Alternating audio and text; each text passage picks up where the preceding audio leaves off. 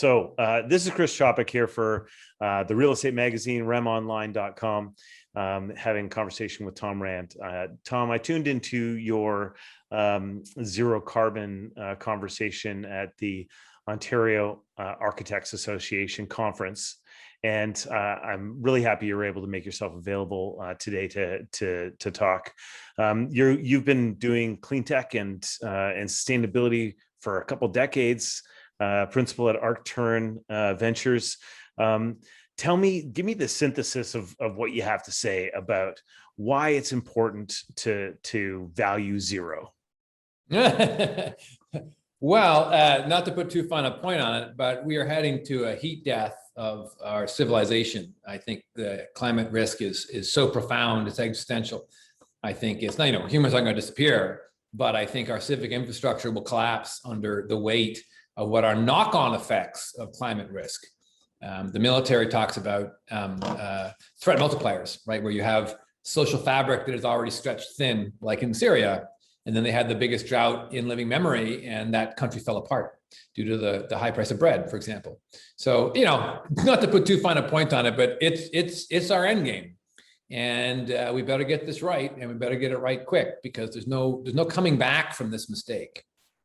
So when we talk about valuing this, valuing zero carbon, valuing net zero energy, clean technology is there. Are we talking about some future panacea, some utopia that can't be achieved today? Well, net zero. So zero is hard. Getting to 80 or 90% reduction is difficult, but we've invented largely what we need. If technological magic bullets were the answer, technology were the answer, we would have already solved this problem. I give you the humble heat pump. The humble heat pump is a better economic proposition than a traditional way of heating or cooling a building, air to air, simple. Mm-hmm. And if the world were rational, it would be in every building, certainly every new building, but it's not. So there are lots of soft barriers, social barriers, political barriers, financing barriers, just momentum. There's a lot of soft problems, human behavior that we need to solve. Hence, technology is important. That's what we invest in. Technology makes the job easier, but it is not sufficient in and of itself to solve this problem. So you're speaking at the Ontario Association of Architects about buildings. So let's imagine that you're now talking to the average homeowner or real estate agent in Canada. Like what advice should they be taking that allows them to be a participant in valuing zero? Well, our home is not just a place that we live. It's also usually our biggest personal investment. And like any investment, you look after it. And one of the things about a house that's pretty obvious once you move in is it has certain costs associated with it. One of those costs being energy. And so, investing in ways to reduce that energy load, solar on the rooftop, for example. That's an investment in your home. It's an investment in your future. That's an investment in your own economic well-being for many years. And one of the options that we have as homeowners is we can take the long view, right? If you're a renter, you're not going to put solar panels on your roof because you don't own the roof and you're not going to stay there long enough. But if you own your home, investing in things like good insulation, solar on the rooftops, maybe a nice heat pump or two. I mean, I got my house on Palmerston off natural gas entirely. That house is heated entirely with air-to-air heat pumps. I did it as an investment, long-term investment in that house. It's more comfortable. I feel better. I don't feel guilty about the carbon. And those are all possible if you own the house, because you can take the long view. And so it's not rocket science, it really is just investing in some simple things. But taking that long view is important. So tell me about your personal story then at Palmerston. You switched to air-to-air heat pumps. You had a capital cost. Everybody's got to replace their furnace sometime. So when I'm somebody learning from Tom's experience, my furnace just died. What should I do? Yeah. Tom says, go air-to-air heat pumps. So how was your experience with that? And did it pay off? Did your energy bill go down, or is it the same, or what's that's a really good question. So the first thing is, the thing to know is air-to-air heat pumps work. It's a big house, so I have 5 air-to-air heat pumps. There's a unit outside the house and a unit inside the house, and they share fluid. and they exchange heat with the air outside. So you're not making heat, you're sucking heat out of the air outside, putting it, and you run it in reverse, it's an air conditioner. So I never had air conditioning in my home. I'm not really a fan of air conditioning, but now I've got air conditioning because they run in reverse. But the thing to note is modern air-to-air heat pumps operate down to very low temperatures, right? I mean, we've had some pretty severe winters. I've never had to turn, my furnace is still there. It's there as a backup. I've never needed it. And it's been 5 years now. So those things will work down to -30, -35 quite well. And below that, they just hit 100% efficiency. It's like having a baseboard heater on, because they're more than 100% efficient the rest of the time. So what you do is you just call an HVAC person. You say, I want air-to-air heat pumps. They look at your house. They divide it up into zones and install the heat pumps. And the capital cost on my house was about $35,000. That wasn't cheap. My energy cost, I mean, natural gas in Ontario is really, really cheap, and electricity is expensive. My bill didn't really change. I spend about the same, only now I'm cooling my house in the summer as well as heating it in the winter. And I have about the same bill as my natural gas bill was just for the winter. So I'm net even, but I happen to have free air conditioning, and I feel great about it. Right. And so listen, if we're switching infrastructure and we're going from one system to another, it's going to be a little bit more expensive. But if I'm already spending, let's say 12 or 14 on a new boiler or a new furnace, then, you know, I'm putting that into the 35, and then I get an air conditioning system and the comfort benefits. And that's now. Yeah. If you're going to replace your furnace, you would be saving money. I didn't have to replace my furnace. So my $35,000 cost is all in. It would be less than that if I was comparing it to an existing furnace. And don't forget, that's a fairly big house, right? It's not going to be the same for a lot of people. Sure. So we've gone tight to the house. Now I'd like to go big, right? Yeah. Okay. Sure. So let's, like, there's these ideas like lifetime energy cost and zero carbon. So let's go 2035. And, you know, let's look at the world in 2035 in the context of housing and buildings of all kind. What do we see when we go to a listing presentation? What does that look like to you? What do you imagine that looking like?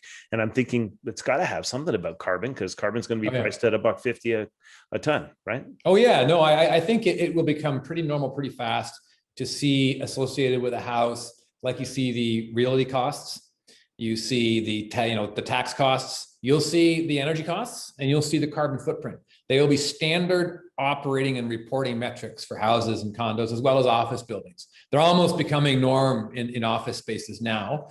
And they will become normal, I think, in any residential environment. That's just something that you take as part of the standard listing of your house. And by 2035, frankly, the carbon for almost all houses should be zero. There's absolutely no reason to have any carbon coming out of a house by the year 2035. Okay, so we're gonna switch all of the houses in Canada. We're gonna get them all off carbon in the next 15 years. By 2035, easy. Yeah, that's 14 years from now. Yep. Okay. We put some incentives in place. You motivate people. As a matter of fact, I would argue that if you are putting up a new building, there should be zero tolerance for any fossil fuel. It should be a building code standard. I think it should be a building code standard that when you replace your furnace, you replace it with an air-to-air heat pump. And I do think, given the amount of money that we're going to be spending on carbon pricing, it will be in your own economic self-interest to do so. And if it's not, we should subsidize it and get it done. There's no reason we can't replace all of the building stock with a zero carbon building stock by 2035. So if you are renovating or advising your clients, you're a realtor practicing in Kamloops or Kelowna or, Montreal, what do you say? You say, advise your clients to get aggressive about making every change they can. Is that the advice? Yeah, pretty much. I mean, the thing about housing is that it really isn't rocket science, right? It's not high tech. It's good insulation. It's sealing up gaps and cracks. It's putting in heat pumps and ground to air. If you can do it in the countryside, it's not that much more expensive, and it's a lot more energy efficient. Right. So maybe some solar panels on your roof to throw some extra electricity your way. Mm-hmm. But it's really not. And then some energy efficiency, energy efficient lighting and so on. It's not. It's all there. And from a housing perspective, I would argue it's all there. It's all done. It's really just a matter of having homeowners motivated to make that decision. I mean, not everyone's a climate hawk, right? I'm a climate hawk, so I'm super motivated. Mm-hmm. If you're not a climate hawk, what are you motivated by? You're motivated by comfort. You're motivated by reducing your monthly bills. You're motivated by increasing the value of your home so the next buyer appreciates the work that you've done. All of those things are run parallel and are sympathetic with the notion of getting to a zero carbon home. You And do so- add value to it, and you do make it more valuable to be sold, and you do make it more comfortable. It is our largest asset. Everyone in Canada, it's your biggest asset is your house. Yeah, like you Yep. started with. Yeah, it makes sense. Yep. Okay. What about the price of carbon? Let's say, so the price goes to $150 a ton. What does that mean? I don't get it. It's like, that's a theoretical idea, right? It's a really good question. I should know the calculations for a natural gas furnace, but I'm going to imagine, given our price of natural gas, which is cheap, I'm going to guess it's going to at least double, if not more, the price of natural gas in your home. Okay. It won't change much the price of gasoline as a percentage. It'll add maybe 20 or 30 cents to the price of gasoline on a liter basis. 150 is a lot, but it's not insurmountable. Natural gas it'll happen to be as a percentage of natural gas, it'll be quite a lot because natural gas is so cheap compared to gasoline, right? As a retail energy product. Right. So when I'm looking at breaking even on my math today, I've got to factor in the math is going to change. It'll change significantly, double or triple the price of natural gas for sure. Right. I mean, places where, and in a home, you can replace the need for natural gas pretty quickly with some air-to-air heat pumps, right? It's not hard to do. It's not a huge financial burden. There are some incentives coming from the federal government to do it. So it's not that big a deal. If you can afford a house, you can afford that retrofit. Where it's going to be much more difficult is in industry, where natural gas is a commodity and everything's fine-tuned to the penny. I think there we need to be more creative about how we produce industrial heat and so on, but that's not the topic of today. In a house, this is a no-brainer, and at carbon at $1.50 a ton, as you point out, 150 ton, it's a no-brainer. The economic incentive will be 100% lined up with making that move. All right, Tom, thanks very much for making yourself available for this excellent conversation. Do you have any parting thoughts, any pieces of advice and wisdom to give to the Canadian real estate industry on this file? Yeah, no, I would say the other thing we have in our home is our kids, right? And if there's one person you'd like to look to globally that your kid is looking to, your kids is a 16-year-old Swedish girl.